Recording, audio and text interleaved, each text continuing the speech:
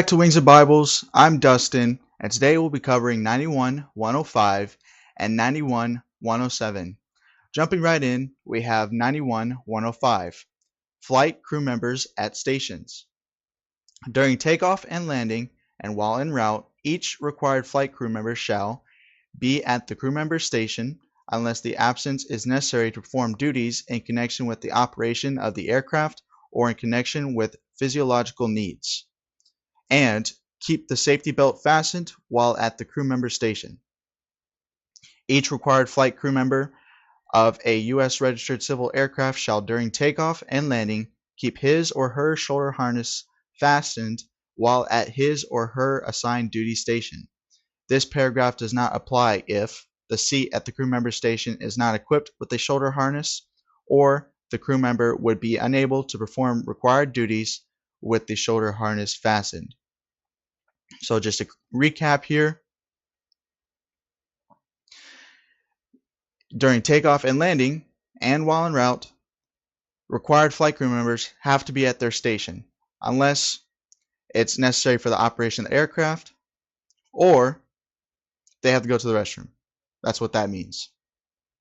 And while they're at their station, they have to keep their safety belt fastened. Now, more on those safety belts. They have to be on during takeoff and landing unless they don't have safety belts at their station, or they would be unable to perform duties with the shoulder harness fastened. Moving on, we have 91-107, use of safety belts, shoulder harnesses, and child restraint systems. Unless otherwise authorized by the administrator, no pilot may take off a U.S. registered civil aircraft except a free balloon that incorporates a basket or gondola or an airship type certificated before November 2, 1987, unless the pilot in command of that aircraft ensures that each person on board is briefed on how to fasten and unfasten that person's safety belt, and, if installed, shoulder harnesses. No pilot may cause to be moved on the surface, take off, or land a U.S. registered civil aircraft except a free balloon that incorporates a basket or gondola or an airship type certificated before November 2, 1987, unless the pilot in command of that aircraft ensures that each person on board has been notified to fasten his or her safety belt and, if installed, his or her shoulder harness. So in addition to the required crew members to have their safety belts and shoulder harnesses fastened, all the passengers have to have their safety belts and shoulder harnesses fastened. Except as provided in this paragraph, each person on board a U.S. registered civil aircraft, except a free balloon that incorporates a basket or gondola or an airship type certificated before November 2nd, 1987, must occupy an approved seat or berth with a safety belt and, if installed, shoulder harness properly secured about him or her during movement on the surface, takeoff, and landing. For seaplane and float equipped rotorcraft operations during movement on the surface, the person pushing off the seaplane or rotorcraft from the dock and the person mooring the seaplane or rotorcraft at the dock are expected from the preceding seating and safety belt requirements, notwithstanding the preceding requirements of this paragraph.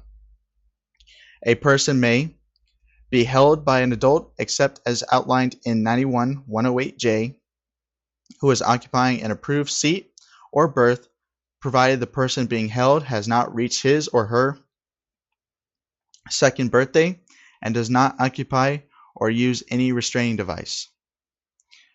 Use the floor of the aircraft as a seat, provided the person is on board for the purpose of engaging in sport parachuting, or, notwithstanding any other requirement of this chapter, occupy an approved child restraint system furnished by the operator or one of the persons described in paragraph A3(3)(a) of this section, provided that.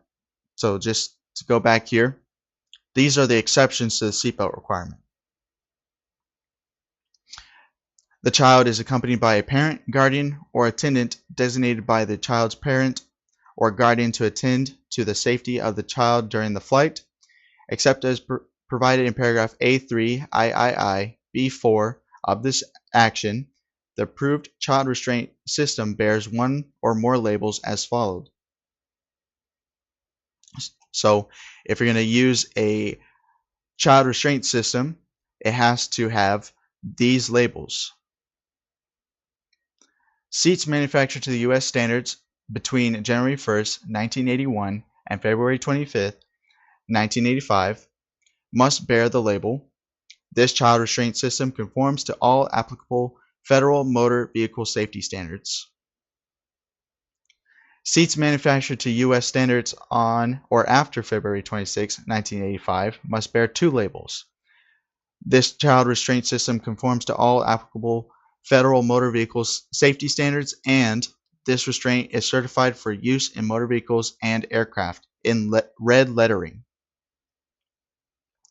Seats that do not qualify under paragraphs A3 III B1 and A3 III B2 of this section must bear a label or marking shown that the seat was manufactured under the standards of the United Nations, that the seat or child restraint device furnished by the operator was approved by the FAA through type certificate or supplemental type certificate, or that the seat or child restraint device furnished by the operator or one of the persons described in paragraph A3 III A of this section was approved by the FAA in accordance with 21.8D of this chapter or Technical Standard Order C100B or a later version.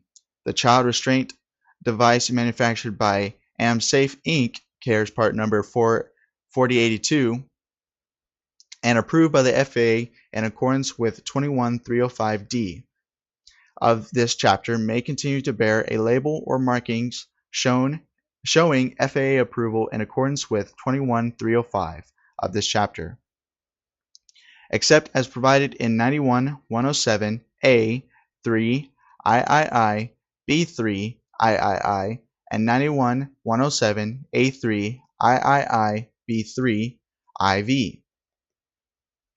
Booster type child restraint systems as defined in Federal Motor Vehicle Safety Standard number 213, 49 CFR 571-213, vest and harness type child restraint systems and lap held child restraints are not approved for use in aircraft, and the operator complies with the following requirements. The restraint system must be properly secured to an approved forward-facing seat or berth. The child must be properly secured in the restraint system and must not exceed the specified weight limit for the restraint system, and the restraint system must bear the appropriate labels. Unless otherwise stated, this section does not apply to operations conducted under Part 121, 125, or 135 of this chapter. Paragraph A3 of the section does not apply to persons subject to 91.105.